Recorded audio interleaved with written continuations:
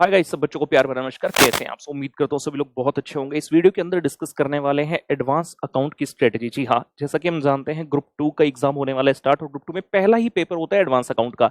Practical paper है, बहुत ज्यादा अच्छे मार्क्स इस पेपर के अंदर स्कोर किए जा सकते हैं अगर हम अपनी प्लानिंग सही से रखें और उस 3 घंटे में अपना बेस्ट जो है करके आए। तो इस वीडियो के अंदर हम जानना चाहेंगे कि सर कौन सी स्ट्रेटजी है जो अपनाई जाए जिसके द्वारा हमारे जो मार्क्स है वो बेहतर से बेहतर से बेहतर हो सके। तो सबसे पहले जब हम एडवांस अकाउंट को माइंड में लेकर आते हैं, हमारे सामने दो चीजें आती हैं एकदम से। एक है चैप्टर्स और दूसरा है अकाउंटिंग स्टैंडर्ड्स। पेपर जब हमारे सामने आता है तो पहला क्वेश्चन कंपलसरी हमें दिखता है हमेशा अकाउंटिंग स्टैंडर्ड्स का, जो कि 20 मार्क्स का है, कंपलसरी है। और उसके अंदर हमें 4 एएस के क्वेश्चन आते हैं, 5-5 मार्क्स का ईच। लेकिन सिर्फ एएस की इंपॉर्टेंस इतनी सी ही नहीं है, एएस इस पेपर में इसके अलावा भी कई जगह पर पूछे जाते हैं।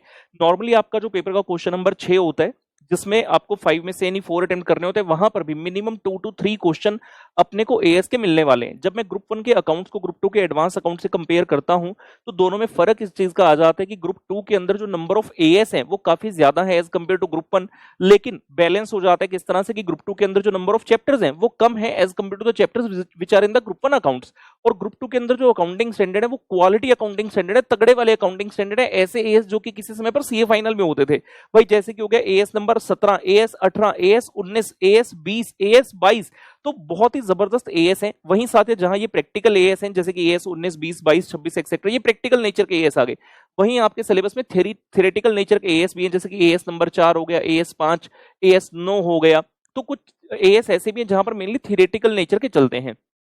हमें क्या करना है जब अपनी तैयारी करनी है, सबसे पहला जो हमें करना है वार वो करना है अकाउंटिंग स्टैंडर्ड पर, क्योंकि हमें पता है अकाउंटिंग स्टैंडर्ड ऑलमोस्ट 35 मार्क्स के आसपास तो आ ही रहे हैं एग्जाम में। और to cover the AS will take obviously much lesser time as compared to जो टाइम चैप्टर के ऊपर लगने वाले। फॉर एग्जांपल अगर मैं कहता हूं मुझे चैप्टर्स के ऊपर कुल मिलाकर फॉर एग्जांपल 50 घंटे लगने वाले हैं, तो 20 घंटे के अंदर अपन सारा एएस कर डालेंगे, मतलब 40% ऑफ द एफर्ट हमारा लगने वाला है, मैक्स टू मैक्स हो गया।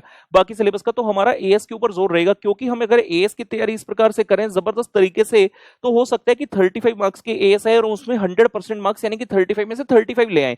That is very much possible. बात सिर्फ इतनी कि जब भी कोई भी अकाउंटिंग स्टैंडर्ड का क्वेश्चन अटेम्प्ट करने के लिए आएगा तो हमें पहले उस एएस का नाम, उस एएस का नंबर और उस एएस का जो रेलिवेंट प्रोविजन वहां पर अट्रैक्ट हो रहा है वो वाली सारी चीज पता होनी चाहिए। अब ये सवाल उठता है कि सर ये पता कैसे होगी एग्जाम में? तो उसके लिए जरूरी है कि जब हम अपनी रिवीजन कर रहे हैं उस समय पर हम एएस का हर प्रोविजन अच्छे से पढ़ें और उसकी एप्लीकेशन को भी समझें। अगर आपने मुझसे क्लास ली फिर तो भाई टेंशन की बात है नहीं, हम अपनी क्लास में बहुत डिटेल में हर कॉन्सेप्ट वाइज जो आपको पता है हमारा स्ट्रेटजी पढ़ाने का, तो अकाउंटिंग स्टैंडर्ड में भी सेम स्ट्रेटजी अपनाई है। जैसे कि फॉर एग्जांपल एएस नंबर 20 है तो उसमें कॉन्सेप्ट 1 लिखा होगा कि भाई बेसिक ईपीएस की बात कर रहे हैं। कॉन्सेप्ट 2 में बेसिक ईपीएस के अंदर हम पार्टली पेड अप की बात कर रहे हैं, weight outstanding weighted average number of share की बात करें, तो हर चीज को कॉन्सेप्ट वाइज बनाकर हमने पढ़ा है। तो वहीं से आपने उसको जो है पढ़ना है और हर कॉन्सेप्ट का मिनिमम एक क्वेश्चन जो है आपने देखते जाना है। अगर आपके पास समय है तो आप उसको लिखकर भी देख सकते हैं, समय नहीं है तो आप उसको सिर्फ जो है ऑडिट कर लीजिए। उसका ऑडिट का मतलब होगा क्वेश्चन पढ़िए, माइंड में आंसर सोचिए और अपने रजिस्टर से आंसर टैली कर लीजिए, वो भी चल जाएगा। सिमिलरली जो थ्योरी वाले एएस है उनके लिए भी आपने ऐसा ही करना है। और क्लास जब हमने किया तो मैंने वहां पर हर एएस के हर कॉन्सेप्ट से संबंधित जो है पैरा नंबर बताया, जो जो इंपॉर्टेंट है उन पैरा को याद रखने की कोशिश करना। लेकिन अगर आपने जहां से क्लास ली वहां के नोट्स अभी आपको नहीं पढ़ने, समझ में नहीं आ रहा कि यार भाई मैं कैसे करूं, थोड़े हैफेजार्ड मैनर में, या फिर क्लास ली ही नहीं थी, क्लास ली थी लेकिन कुछ हो नहीं पाया, उस केस में हमारा एएस का मैराथन है यूट्यूब पर, वो एएस का मैराथन आप देख सकते हैं। उस मैराथन के में ऑलमोस्ट 5 घंटे के आसपास को जो समय होगा वो ग्रुप 2 के एएस पर होगा। उसमें ग्रुप 1 और ग्रुप 2 के एएस दोनों हैं, तो आपने अपने लिए जो एप्लीकेबल है ग्रुप 2 के वो वाले एएस आपने देख लेने। और बहुत जबरदस्त मैराथन है, ऑलमोस्ट 9 लाख के आसपास भाई व्यूज है, इतना प्यार मिला बच्चों को, तो आप डेफिनेटली उस एएस मैराथन को देख लीजिए और उसके नोट्स जो है आपको हमारे टेलीग्राम चैनल से जो है मिल जाएंगे। एएस में तो इतना हमने कर लिया, इतना करने के बाद मेरी श्योरिटी है आपका 100% जो है तैयारी एएस का हो जाएगा। फिर आती है बात चैप्टर्स की। अब बच्चे कई बार ये पूछते हैं, एएस के लिए भी कॉमन ये वाली बात, तो सर क्या ये वाला एएस छोड़ जाए, ये ना पिछली बार आ गया, सर इस एएस का ये वाला पॉइंट पिछली बार आ गया, ये पिछली उससे पिछली बार भी आ गया, सर ये वाला छोड़ जाए। भाई ऐसा कुछ नहीं है।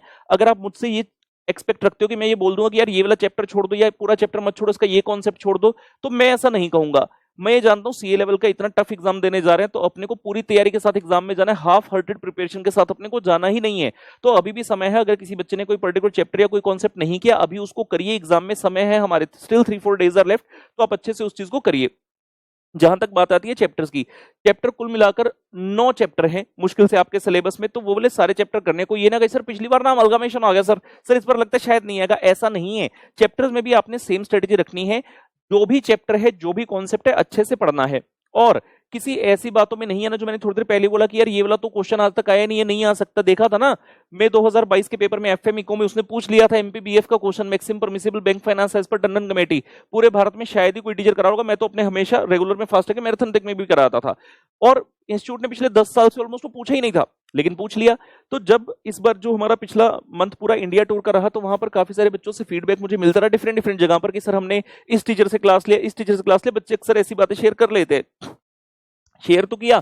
उसमें दिक्कत यह है मुझे जानने से, बच्चे जैसे बैंकिंग कंपनी का चैप्टर है, बच्चे कहते हैं सर हमें क्लास में बैलेंस शीट का एक भी क्वेश्चन नहीं कराया, टीचर कह रहा है बैलेंस शीट तो कभी आई ही नहीं तो ये आ नहीं सकती। अरे भाई ये कौन सा रूल है कि ये कभी आया नहीं तो ये आ नहीं सकता? हमने अपनी क्लास के अंदर बैलेंस शीट के क्वेश्चन कराए हैं, जस्ट बिकॉज भी क्वेश्चन लेंदी है, उसके नंबर ऑफ शेड्यूल ज्यादा है, इसका मतलब थोड़ी वो आ नहीं सकता।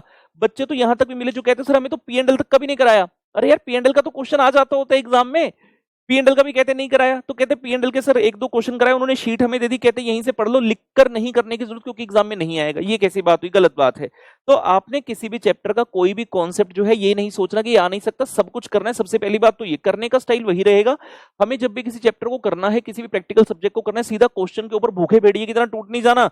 अपने को सबसे पहले उस चैप्टर को पकड़ना, चैप्टर का कॉन्सेप्ट पढ़ना, कॉन्सेप्ट पढ़ने के बाद क्वेश्चन करना, क्योंकि एग्जाम में हो सकता है क्वेश्चन बाहर से आ जाए, क्वेश्चन कुछ नया आ जाए जो कि आपने नहीं पढ़ा, लेकिन अगर अपने को कॉन्सेप्ट तैयार है तो अपन उस क्वेश्चन को 100% बेस्ट तरीके से अटेम्प्ट कर पाएंगे।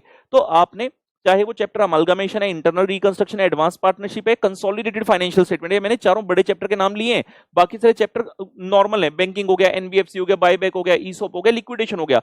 जो पहले वाले 4 चैप्टर बोले वो मेन बड़े चैप्टर हैं, तो उसमें भी किसी प्रकार की जो है आपने लापरवाही नहीं बरतनी है, ध्यान से अच्छे से आपने कर जाना। अगर मेरे स्टूडेंट हैं तो क्लास पजल के कौन से क्वेश्चन लास्ट डे पर करने हैं वो वाली लिस्ट मैंने शेयर की है। अगर आप मेरे फास्टैग बैच के स्टूडेंट हैं तो उस केस में फास्टैग वाली किताब से कौन कौन से क्वेश्चन करने आवश्यक हैं वो आपने जरूर करना।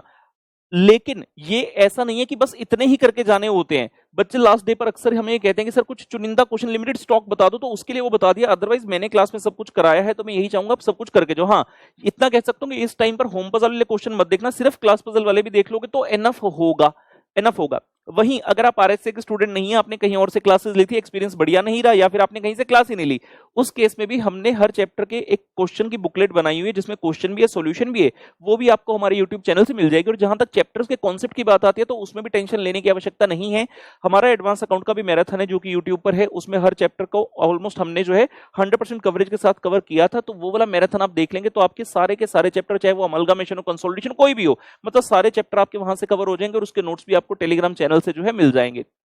बाकी मुझे कहने की आवश्यकता नहीं है, एडवांस अकाउंट का पेपर है भाई, हमारा पेपर है, आपको कहीं और जाने की, कुछ और देखने की आवश्यकता नहीं है। हमारे यूट्यूब चैनल पर, हमारे टेलीग्राम चैनल पर सारा कंटेंट मिल जाएगा।